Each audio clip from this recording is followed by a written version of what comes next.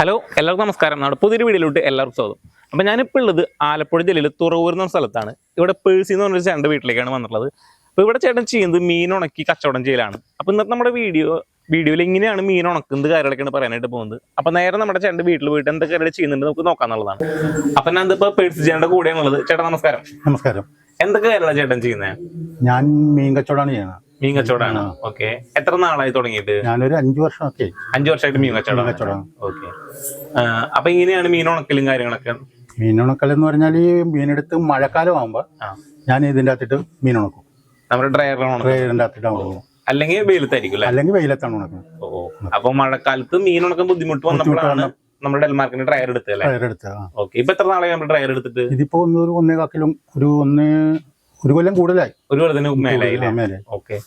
അപ്പൊ ചേട്ടന്റെ മീൻ കച്ചവടമാണ്. അപ്പൊ ചേട്ടൻ വെയിലത്താണ് മെയിൻലി മീൻ ഉണക്കിയിരുന്നത്. മഴക്കാലത്ത് മീൻ ഉണക്കാൻ ബുദ്ധിമുട്ട് വന്നപ്പോഴാണ് നമ്മുടെ അടുത്ത് ഡ്രയർ എടുത്തിട്ടുണ്ടായിരുന്നത്. അപ്പൊ നമ്മുടെ ഈ ഡ്രയറിൽ എന്തൊക്കെ മീൻ ഉണക്കാറ്?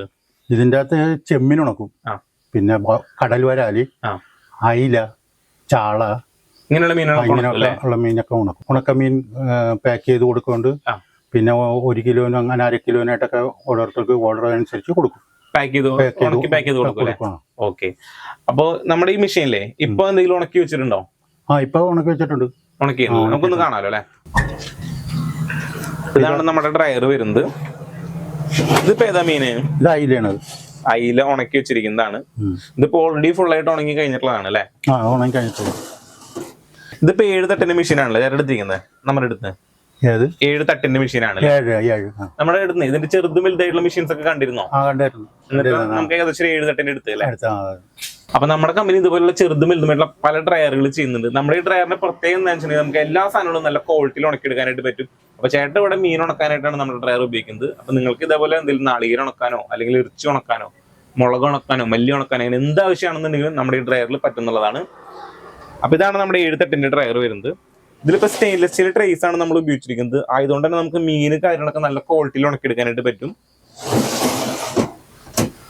ചേട്ടാ, അപ്പൊ നമ്മുടെ ഈ മെഷീനിൽ എത്രയൊക്കെ സമയം എടുക്കാറുണ്ട് ഏകദേശം മീൻ ഉണങ്ങാൻ? ഇത് ചെമ്മീനൊക്കെ ആണെങ്കിൽ ഒരു 12 മണിക്കൂറൊക്കെ പിടിക്കും. 10-12 മണിക്കൂർ പിടിക്കും.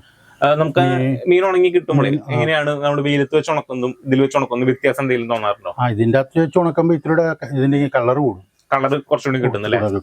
നമ്മുടെ ഡ്രയറിന്റെ ഏറ്റവും വലിയ പ്രത്യേകത അതാണ്. നമ്മൾ എന്ത് സാധനമാണ് ഉണക്കുന്നത് അതിന്റെ നാച്ചുറൽ ആയിട്ട് കളർ നമുക്ക് ഇതിൽ ഉണക്കിയെടുക്കുമ്പോൾ കിട്ടുന്നുള്ളതാണ്. അതുപോലെ തന്നെ നമ്മളിപ്പോ ഈ ഉണക്കിയിട്ടുള്ള സംഭവങ്ങളെ ചേട്ടൻ കൊറിയർ കാര്യങ്ങളൊക്കെ ചെയ്ത് കൊടുക്കുന്നുണ്ടല്ലോ? കൊറിയറായിട്ടല്ല, ഇങ്ങനെ അത്യാവശ്യം നമ്മുടെ ആൾക്കാർ വരുമ്പോ പരിചയക്കാരൊക്കെ വരുമ്പോ ഇങ്ങനെ 1 കിലോ 1/2 കിലോ അങ്ങനെ പാക്ക് ചെയ്ത് കൊടുക്കും. പിന്നെ കടകളിലേക്ക് കൊണ്ട് ബോർഡ് പോലെ ഇട്ട് കൊടുക്കും. ഇതേപോലെ ബോർഡ് പോലെ കൊടുക്കും. ബോർഡ് പോലെ ഇതുപോലെ ചെമ്മീന്റെ ബോർഡാണ് വരുന്നത്. ഇതേപോലെ ബോർഡാക്കിയിട്ട് ചേട്ടൻ കൊടുക്കുന്നുണ്ട്. ഇത് വരുന്നത് ചാളയുടെ ബോർഡാണ് വരുന്നത്. ഇത് അയിലയുടെ ബോർഡ് ആക്കുന്നുണ്ടല്ലേ? അപ്പൊ നമ്മുടെ വീട് അടുത്ത് കടകളൊക്കെ ഉള്ളവർക്ക് ചേട്ടനെ കോൺടാക്ട് ചെയ്യണമെങ്കിൽ ഇത് ചെയ്ത് കൊടുക്കാൻ പറ്റും? പാക്ക് ചെയ്തിട്ട് കൊടുക്കാൻ പറ്റും. കറക്റ്റ് ലൊക്കേഷൻ വരുന്നത് പറഞ്ഞു കൊടുത്തോളൂ. ഇത് നമ്മുടെ തുറവൂര് എന്ന് പറയും, ആലപ്പുഴ ജില്ല. തുറവൂര് ജംഗ്ഷനിൽ നിന്ന് കിഴക്കോട്ട് വന്നിട്ട് വളമംഗലം പള്ളി, ഈ കാണുന്ന പള്ളിയാണ് ഈ കിഴക്കൊച്ചൻ കാണുന്നത്. വളമംഗലം പള്ളിയാ?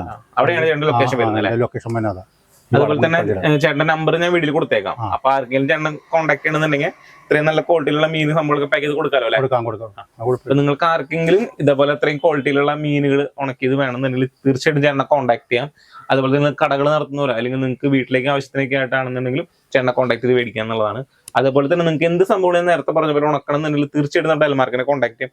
നമ്മൾ ഇതേപോലെ ചെറുതും വലുതുമായിട്ടുള്ള പല ഡ്രയറുകൾ ചെയ്യുന്നുണ്ട്. അതും എന്ത് സാധനങ്ങളും നമ്മുടെ ഡ്രയറിൽ നല്ല ക്വാളിറ്റിയിൽ ഉണക്കിയെടുക്കാനായിട്ട് പറ്റും. അത് നമ്മുടെ പല കപ്പാസിറ്റി ഡ്രയറുകൾ ചെയ്യുന്നുണ്ട്. അതെല്ലാം തന്നെ നമ്മൾ ഓൾ ഓവർ ഇന്ത്യ സപ്ലൈ ചെയ്യുന്നുണ്ട്. അപ്പൊ നിങ്ങൾക്ക് ഡ്രയറുകളെ പറ്റി എന്ത് കളറുണ്ടെങ്കിലും തീർച്ചയായിട്ടും നമ്മുടെ ഡെൽമാർക്കിനെ കോൺടാക്ട് ചെയ്യാം. അപ്പൊ ഇത്രയാണ് നമ്മുടെ ഇന്നത്തെ ഇവിടുത്തെ കുഞ്ഞൻ വീഡിയോ വരുന്നത്. അപ്പൊ അടുത്ത നല്ലൊരു വീഡിയോ ആയിട്ട് കാണുന്നവരേക്കും ബൈ.